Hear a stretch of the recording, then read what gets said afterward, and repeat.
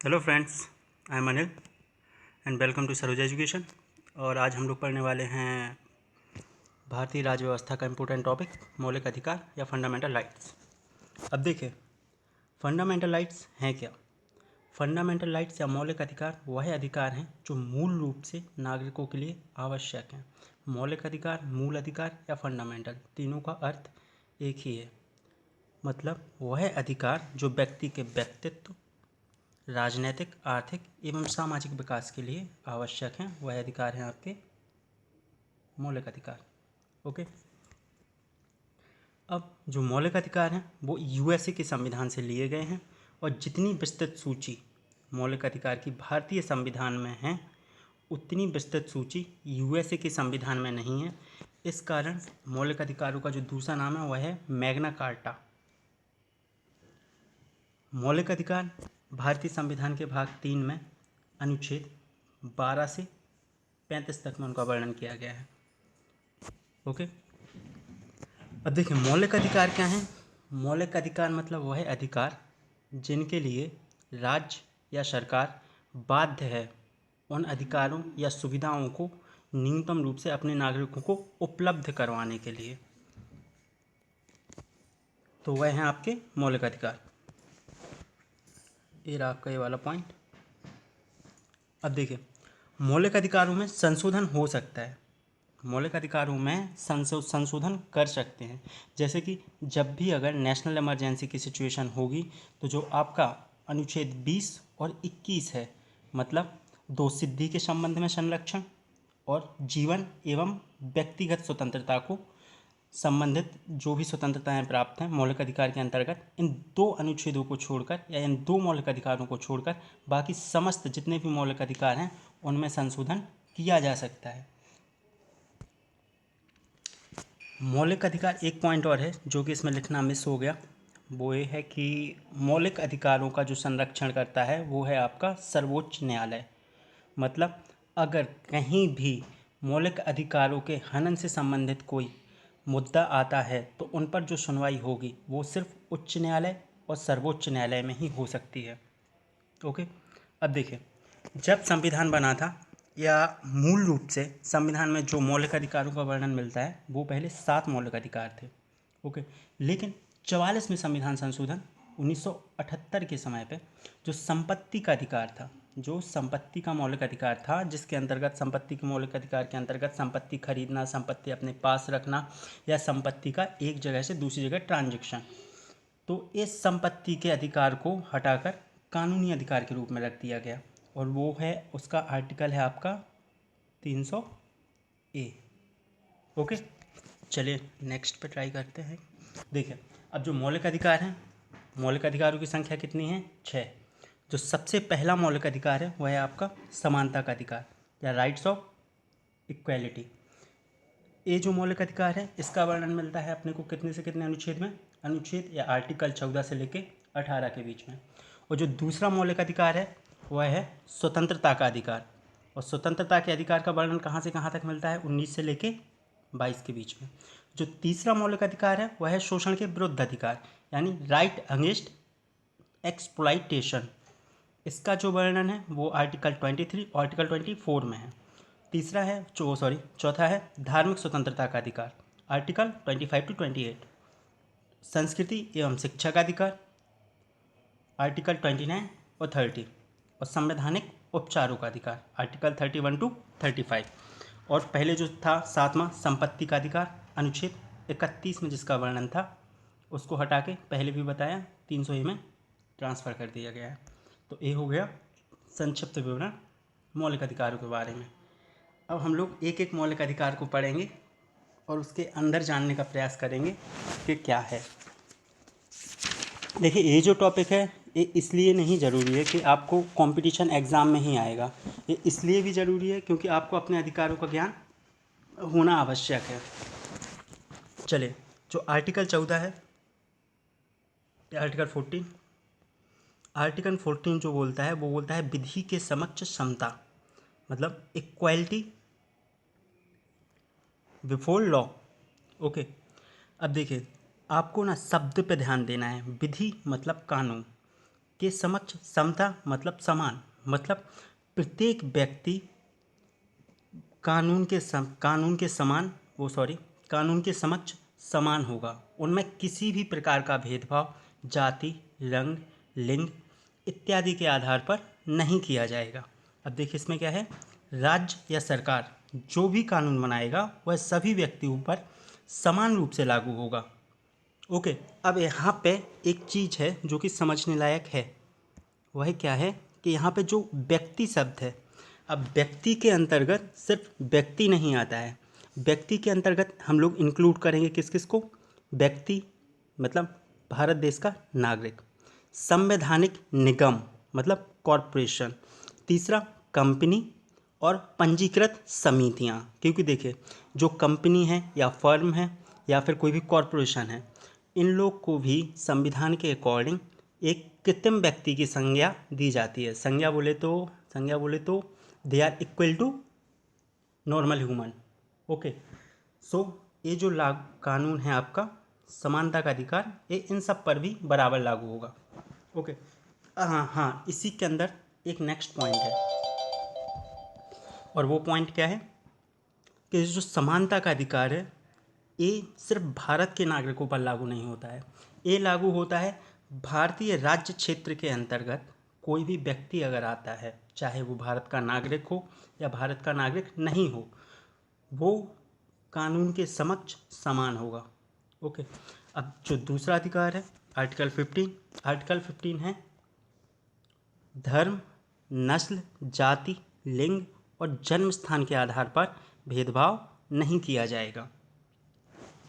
अब इसका तात्पर्य क्या है, अब इसका तात्पर्य यही है कि ये जो बिंदु आपको बताए हैं इनके आधार पर सरकार किसी भी व्यक्ति के साथ में भेदभाव नहीं कर सकती है।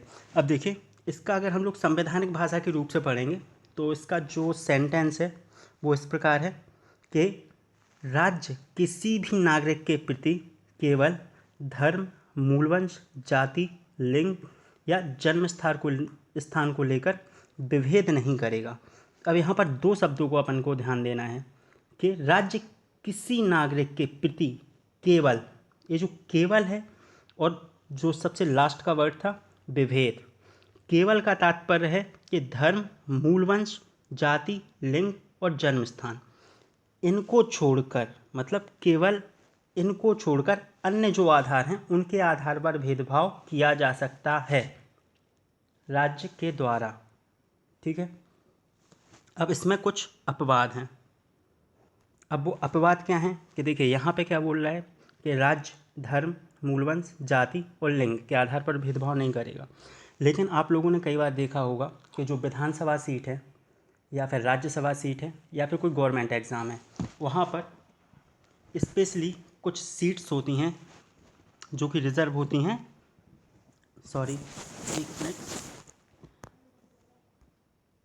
जो कि रिज़र्व होती हैं स्पेशली वुमन के लिए। तो यहाँ पे ये चीज़ अपवाद है कि देखिए SC ST या OBC को रिजर्वेशन दे देना किसी शैक्षणिक संस्था में, या SC ST OBC के लोगों को शैक्षणिक संस्था की फ़ीस में कंसेशन दे देना, या SC ST या फिर वुमन रिजर्वेशन दे देना। तो ये चीज़ अपवाद है इसके अंतर्गत। होप आपको ये समझ आया होगा। हाँ, इसके अंतर्गत एक और पॉइंट है, चलिए आप इतना डिस्कस करिए, वो मतलब इतना क्लियर करिए, वो हम लोग नेक्स्ट टॉपिक में देखेंगे कभी। तो जो तीसरा मौलिक अधिकार है वो है आर्टिकल 16 के अंतर्गत लोक नियोजन में समान अवसर। मतलब भारत के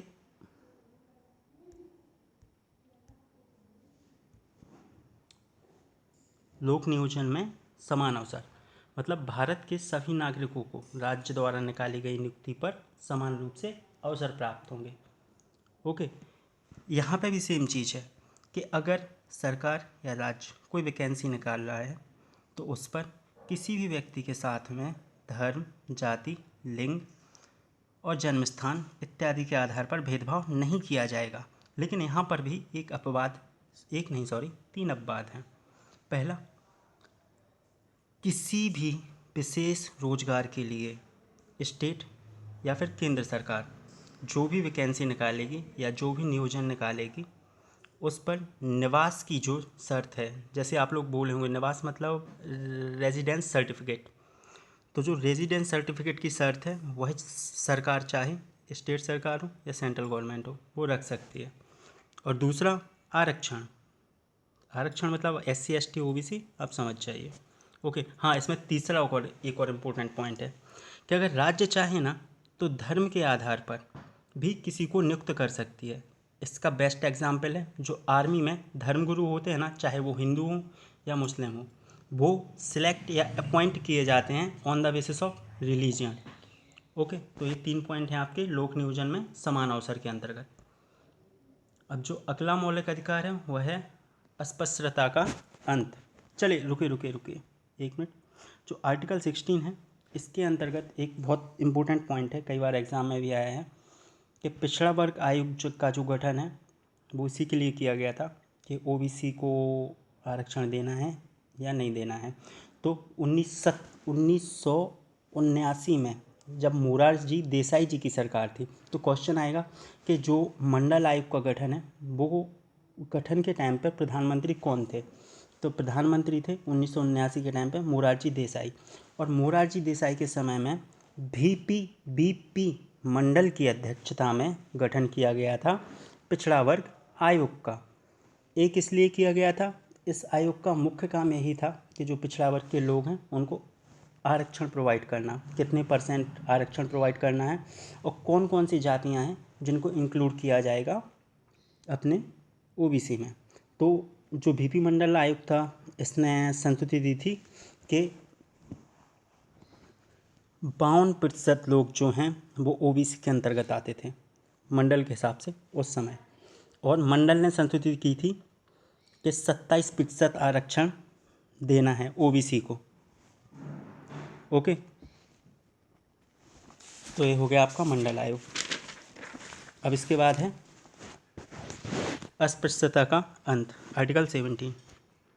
अब देखिए अस्पृश्यता के अंत के अंतर्गत वही है कि किसी भी व्यक्ति के साथ में निर्योग्यता लागू नहीं की जाएगी उसके धर्म जाति इत्यादि को देखकर। अब देखिए यहाँ पर अस्पृश्यता मतलब छुआछूत नहीं है, यहाँ पर अस्पृश्यता का तात्पर्य है निर्योग्यता से। जैसे कि किसी व्यक्ति को मंदिर जाने से रोकना, यहाँ पे छुआछूत नहीं हो रहा है, लेकिन वहाँ पे एक पॉइंट आ रहा है कि आपको योग्य नहीं समझा जा रहा है कि आप मंदिर जा सकते हो।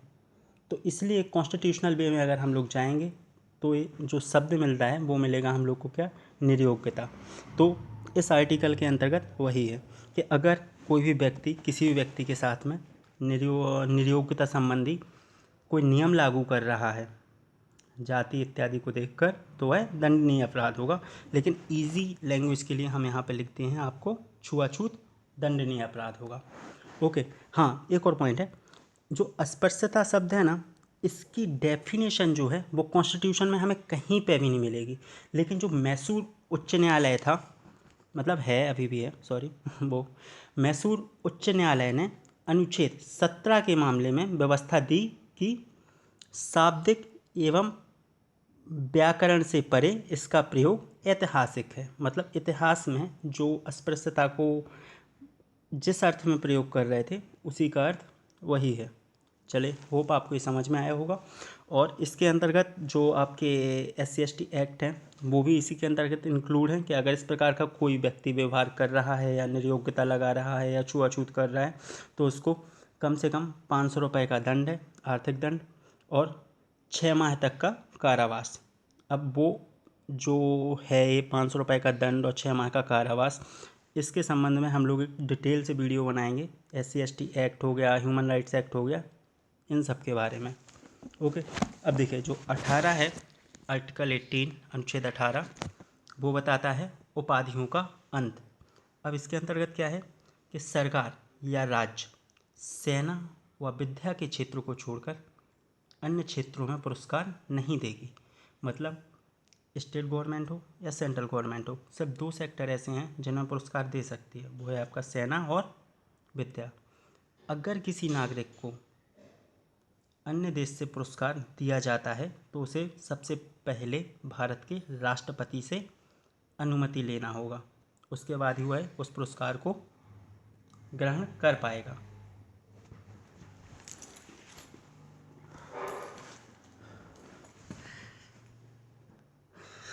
एक मिनट, चलिए हो गया। इसके अंदर कोई पॉइंट इम्पोर्टेंट, हाँ देखिए, अब देखिए यहाँ पे उपाधि मतलब क्या होता है, इस चीज़ को आप समझिए। उपाधि मतलब क्या होता है, देखिए पहले उपाधि दे दी जाती थी, ये ज़मींदार साहब हैं, ये दीवान साहब हैं और ये लंबरदार साहब हैं। तो अब इन उपाधियों के आधार पर उनको श्रेष्ठ मान लिया जाता था, तब वो श्रेष्ठ तो उनके जो बच्चे होंगे वो भी श्रेष्ठ। तो इस चीज़ को ख़त्म करने के लिए ये किया गया था कि किसी भी व्यक्ति को कोई भी उपाधि नहीं दी जाएगी। ओके, अब कई सरकारों ने यह भी पॉइंट आउट किया था कि जो भारत रत्न, पद्म विभूषण और पद्म भूषण, पद्मश्री वगैरह हैं, इन सबको भी उपाधियों की कैटेगरी में रखा था। लेकिन उच्चतम न्यायालय ने बोला था कि जिन उपाधियों की संवैधानिक वैधता को उच्चतम न्यायालय ने ये जितने भी आपके पद्म विभूषण, पद्म भूषण, पद्मश्री हैं, इन सब की वैधता को वैध ठहराया था। ठीक है, तो इन सबको उपाधियों की श्रेणी में नहीं रखा जाएगा। चलिए, ये हो गया आपका आर्टिकल 18। अब जो नेक्स्ट है वह है आपका स्वतंत्रता का अधिकार या राइट टू फ्रीडम। ये आर्टिकल कहाँ से कहाँ तक है, आर्टिकल 19 से लेके है आपका आर्टिकल 22 तक। तो आर्टिकल 19 में जो सबसे पहले है वह क्या है वह है आपका स्वतंत्रता का अधिकार, मतलब राइट टू फ्रीडम। अब इसके अंतर्गत आप देखिए, शब्द पे ध्यान दीजिए, आपको सब समझ आ जाएगा कि आगे वो क्या कहने वाला है, या आपकी किताब है जो वो क्या बोलने वाली है। तो आर्टिकल जो 19 है, इसके अंतर्गत आपको 6 प्रकार की स्वतंत्रताएं प्राप्त हैं। 19A जो बोलती है वो बोलती है बोलने की स्वतंत्रता या अभिव्यक्ति की स्वतंत्रता। अब देखिए यहाँ पे सिर्फ एक शब्द लिखा गया है कि बोलने की स्वतंत्रता, लेकिन इसके अंतर्गत कई सारी चीज़ें आती हैं। जैसे प्रेस की जो स्वतंत्रता है, बहुत ही इम्पोर्टेंट क्वेश्चन है कि जो प्रेस की स्वतंत्रता है वो कौन से आर्टिकल के अंतर्गत आती है, वह आती है आपकी आर्टिकल 19A के अंतर्गत। अभिव्यक्ति की स्वतंत्रता भी आर्टिकल 19A के अंतर्गत। बोलने की स्वतंत्रता लिखी है इसमें। इसके अतिरिक्त जो जो स्वतंत्रताएं आती हैं वह है आपकी, जैसे आप व्यावसायिक विज्ञापन दे रहे हैं किसी चीज़ का, तो वो भी आपका आर्टिकल 19A में आएगा। और एक और इंटरेस्टिंग पॉइंट बताते हैं हम आपको कि देखिए बोलने की स्वतंत्रता आपको है। बीच में क्या हो रहा था कि कई सारी सरकारें ऐसी थीं जो कि फ़ोन टेप करवा रही थी अपने खुद के प्रॉफिट के लिए। तो ये चीज़ भी संवैधानिक रूप से गलत है, क्योंकि व्यक्ति को है बोलने की स्वतंत्रता, और उस स्वतंत्रता के बीच में अगर कोई फ़ोन टैप करवा के बीच में इंटरप्ट कर रहा है तो इसको संवैधानिक रूप से हम लोग गलत समझेंगे। ओके, तो इसलिए फ़ोन टैप के विरुद्ध अधिकार जो है वह भी आपका है 19A के अंतर्गत। अब दूसरा पॉइंट क्या है, 19B में जो है शांतिपूर्वक बिना हथियारों के सम्मेलन या सभा करने की स्वतंत्रता। शब्दों में आप सब कुछ समझ गए होंगे, शायद इसको एक्सप्लेन करने की ज़रूरत ना हो। चलिए कर देते हैं कि आप बिना हथियारों के कोई भी सम्मेलन कर सकते हैं, कोई भी सभा कर सकते हैं। एग्जाम्पल आपके सामने बहुत सारे हैं, अन्ना हजारे जी, कितनी सारी अपने उन्होंने सभाएं की, लेकिन सबकी सब शांतिपूर्वक की। और अपने बाबा रामदेव जिनके साथ में वो थोड़ा हाथापाई वाला केस हो गया था दिल्ली में, वो इसलिए हुआ था क्योंकि उनकी जो सभा चल रही थी उसमें उन्हें डर था कि कहीं कुछ जो लॉ एंड ऑर्डर रहता है उसको उसके साथ में कुछ दिक्कत ना हो जाए। अब तीसरा क्या है, संघ बनाने की स्वतंत्रता। संघ बनाने की स्वतंत्रता मतलब आप कोई भी ग्रुप बना सकते हैं। ओके, डी में क्या है, देश घूमने की स्वतंत्रता, मतलब आप देश के किसी भी पार्ट में जाके घूम सकते हैं और कोई भी व्यक्ति आपको रोकेगा नहीं। तीसरा क्या है, और 19E के अंतर्गत क्या है कि देश में कहीं भी निवास करने की स्वतंत्रता, मतलब आप किसी भी देश के किसी भी पार्ट में जाके बिल्कुल फ्रीली जाके आप निवास कर सकते हैं। ये इसके अंतर्गत एक और चीज़ थी कि जो जम्मू कश्मीर वाला मैटर था ना, तो हम लोग इसके अंतर्गत पढ़ते थे कि जम्मू कश्मीर को छोड़ के, लेकिन चूंकि अब जम्मू कश्मीर को से वो जो स्पेशल जितने भी आर्टिकल थे लाइक 30A 35 और धारा 376 थी ना, धारा 370 सॉरी, तो उसको भी हटा दिया गया है, तो अब बात की कैटेगरी में अब नहीं रहेगा।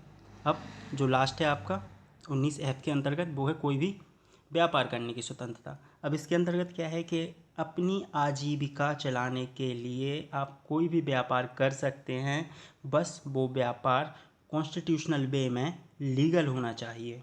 मतलब ये नहीं कि फिर आप बोलो कि व्यापार करने की स्वतंत्रता है तो चलो गांजे की तस्करी करते हैं, वो चीज़ गलत है। आप लीगली कोई भी जो लीगल है जो भी व्यापार आप वो कर सकते हैं। तो ये पॉइंट जो कि नोट के रूप में लिखा है कि प्रेस की स्वतंत्रता 19A के अंतर्गत है। इस चीज़ को आप याद करके चलेगा क्योंकि काफ़ी सारे एग्ज़ाम में क्वेश्चन आया है। चलिए अब नेक्स्ट चलते हैं हम लोग, क्योंकि इसमें एक और चीज़ हम आपको बताते हैं।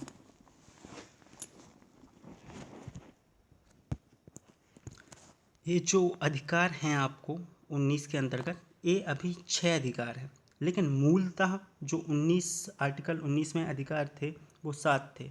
लेकिन संपत्ति खरीदने, अधिग्रहण करने या बेच देने के अधिकार को 1978 के 44वें संशोधन के अधिनियम के तहत समाप्त कर दिया गया और उसको कहाँ डाल दिया गया? आर्टिकल 300A में। ओके, अब नेक्स्ट आते हैं हम लोग आर्टिकल 20, जो कि है अपराधों के लिए दोष सिद्धि के संबंध में संरक्षण। अब इसमें ज़्यादा वो नहीं है, आपको शब्दों पर ध्यान देना है। मतलब क्या है कि अपराध अगर कोई व्यक्ति ने किया है तो उसके संबंध में व्यक्ति को क्या क्या संरक्षण है जो कि प्रोवाइड किए जाएंगे कॉन्स्टिट्यूशनल वे में।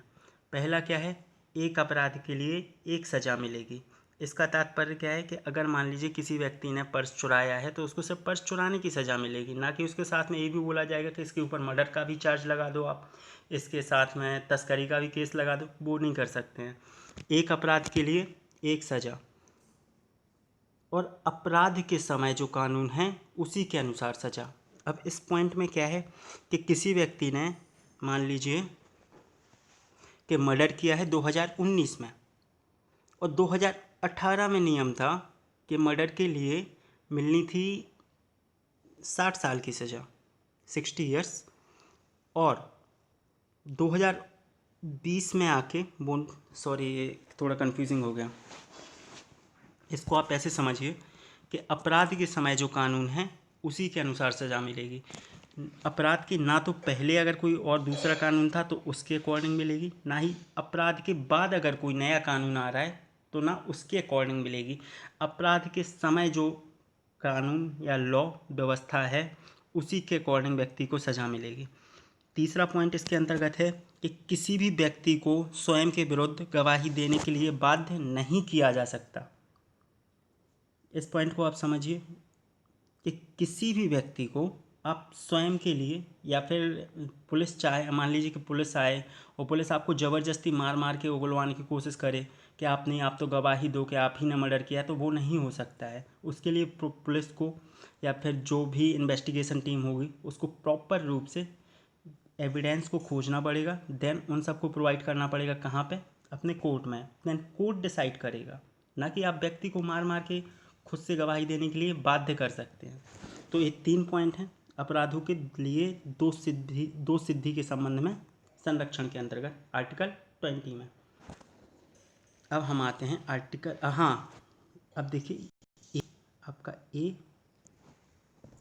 मिनट, आर्टिकल 20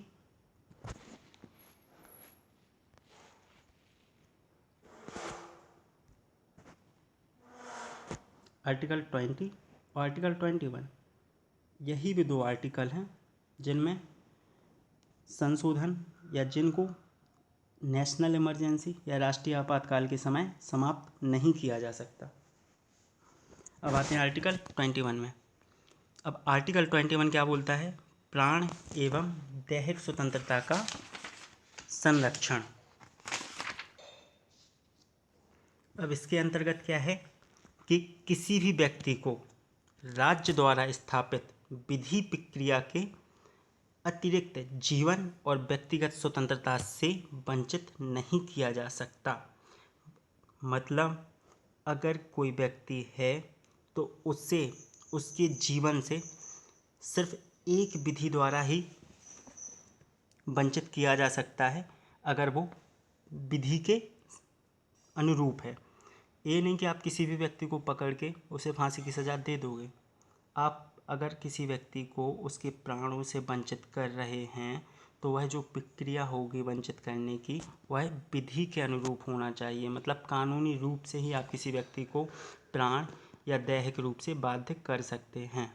और इसी के अंतर्गत एक और आर्टिकल है, वो है आर्टिकल 21A। 21A, अब देखिए ये जो आर्टिकल है इस संविधान में मूल रूप से नहीं था। इस आर्टिकल को जोड़ा गया था संवैधानिक संशोधन 86 में, जो कि हुआ था 2002 में। इस आर्टिकल के अंतर्गत क्या है कि राज्य 6 से लेके 14 वर्ष तक की उम्र के बच्चों को निःशुल्क और अनिवार्य शिक्षा उपलब्ध करवाएगा। ओके,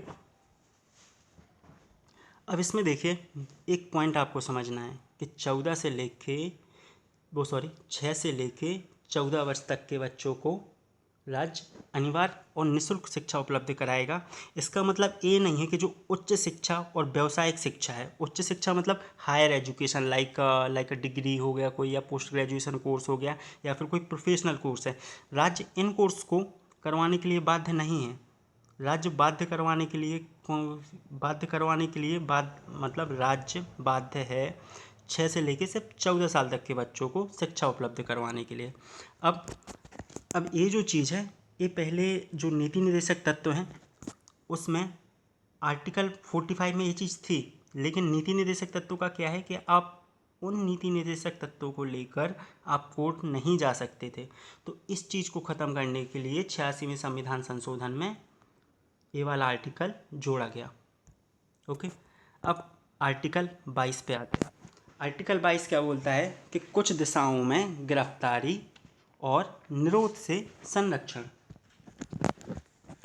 अब इसका मतलब क्या है कि अगर किसी व्यक्ति को गिरफ्तार किया गया है तो उसे कौन कौन से संरक्षण प्राप्त होंगे। अब इसमें देखिए कई सारी चीज़ें हैं जो इसके अंतर्गत हमें समझनी पड़ेंगी कि जो हिरासत है, हिरासत दो तरह की होती है, पहली दंड विषयक और दूसरी होती है निवारक। अब दंड विषयक मतलब क्या होती है, बहुत कठोर होती है। ओके, और निवारक मतलब क्या होती है कि वह हिरासत जिसमें बिना सुनवाई के अदालत में दोषी मतलब अदालत में व्यक्ति को दोषी ठहरा दिया जाए। लेकिन देखिए इसका उद्देश्य क्या होता है कि किसी भी व्यक्ति को पिछले अपराध के लिए दंडित करना नहीं है। इसमें क्या होता है कि किसी व्यक्ति को शक के आधार पर हिरासत में लिया जाता है कि वह भविष्य में ऐसे अपराध ना करे कोई भी, तो एक चेतावनी के रूप में। और जबकि जो दंड विषयक कारावास है उसके अंतर्गत क्या होता है कि कोई व्यक्ति अपराध कर चुका है और कोर्ट में जाके उसकी सुनवाई हुई है, देन कोर्ट ने डिसाइड किया है कि इसको इतनी सज़ा मिलेगी। तो उन्हीं चीज़ के बारे में इसमें है कि अगर किसी व्यक्ति को मनमाने ढंग से हिरासत में ले लिया गया है तो उसे 3 प्रकार की स्वतंत्रताएं प्रदान की जाएंगी। पहली क्या है, हिरासत में लेने का कारण बताना होगा। दूसरा क्या है कि 24 घंटे के अंदर उसे दंडाधिकारी के समक्ष पेश किया जाएगा। और लास्ट क्या है कि उसे अपनी पसंद के वकील की सलाह लेने का अधिकार होगा। अब ये चीज़ें आप लोग कई बार मूवी में भी देखते होंगे कि जैसे ही अगर पुलिस किसी व्यक्ति के पास पहुंचती है तो वो सबसे पहले यही पूछता है कि आप बताइए कि आप मुझे किस कारण की वजह से गिरफ्तार कर रहे हो। दूसरा, आप अगर हॉलीवुड मूवी देखेंगे तो उसमें ये चीज़ जो दूसरा पॉइंट है वो कई बार आएगा कि अगर कोई व्यक्ति या पुलिस किसी व्यक्ति को अपने अंदर हिरासत में ले रहा है तो अब वो सबसे पहले यही बोलता है कि आप मुझसे नहीं मेरे वकील से जाके बात करिए। मतलब कि कोई भी व्यक्ति अपनी पसंद का वकील आगे कर सकता है। ओके, तो ये हो गए आपके मौलिक अधिकार। मतलब 2 अधिकार हुए हैं, अभी बाकी हैं वो हम लोग पढ़ेंगे नेक्स्ट वीडियो में। और आर्टिकल 22 में कुछ पॉइंट्स हैं जो रह रहे हैं वो हम आपको बताते हैं कि देखिए अगर किसी व्यक्ति को निवारक कानून के अंतर्गत, निवारक कानून नहीं था, दंड विषयक कानून के अंतर्गत, दंड विषयक नहीं यार वो क्या तो था, चलिए छोड़िए उस पॉइंट को, वो नेक्स्ट वीडियो में हम लोग क्लियर कर लेंगे। तो ये हो गया आपके मौलिक अधिकार में समानता का अधिकार और स्वतंत्रता का अधिकार। अब इसमें एक पॉइंट है जो कि मिस हो रहा है बताना,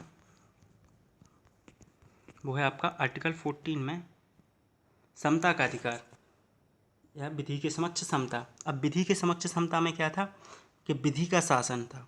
ओके। अब विधि के शासन में क्या था, देखिए एक ब्रिटिश न्यायवादी थे AB डाइसी करके। AB डाइसी का मानना था कि विधि के समक्ष समता का जो विचार है वह विधि के शासन का मूल तत्व है। अब विधि के शासन के अंतर्गत तीन बातों को रखा जाता था, लेकिन जो तीसरा जो पॉइंट है वो इम्पोर्टेंट नहीं है, और वो ये सब चीज़ नोट्स में भी इंक्लूड नहीं है। मैं फिर से नए नोट्स बना के ये चीज़ इंक्लूड कर दूंगा। तो वो 2 पॉइंट क्या थे कि किसी व्यक्ति को तभी दंडित किया जाएगा जब वह किसी विधि का उल्लंघन करेगा। मतलब किसी व्यक्ति को आप तभी दंडित कर सकते हैं जब वह किसी कानून को तोड़ेगा। बिना कानून को तोड़े आप किसी भी व्यक्ति को पनिश नहीं कर सकते हैं। और उसके बाद क्या था कि कोई भी व्यक्ति, चाहे वो अमीर हो, गरीब हो, ऊंचा हो, नीचा हो, अधिकारी हो या गैर अधिकारी हो, कानून से ऊपर नहीं है। तो ये 2 पॉइंट हैं वो किसके अंतर्गत हैं, आपके विधि के शासन के अंतर्गत। और सर्वोच्च न्यायालय का मानना है कि अनुच्छेद 14 के अंतर्गत उल्लेखित विधि का शासन ही संविधान का मूल तत्व है। तो अगर क्वेश्चन इस प्रकार से आए कि संविधान का मूल तत्व क्या है, तो आपका आंसर होना चाहिए विधि का शासन। तो ये हो गए आपके 2 आर्टिकल फंडामेंटल राइट्स में, 2 आर्टिकल नहीं, 2 फंडामेंटल राइट्स, समानता का अधिकार और स्वतंत्रता का अधिकार। और इसके बाद के जो हैं वो हम लोग नेक्स्ट वीडियो में पढ़ेंगे। तो अगर आपको वीडियो पसंद आया तो वीडियो को सब्सक्राइब कर दीजिए और वीडियो को ज़्यादा से ज़्यादा लोगों को शेयर करिए। Thank you so much. और हाँ, लाइक भी कर दीजिए। Thank you, bye.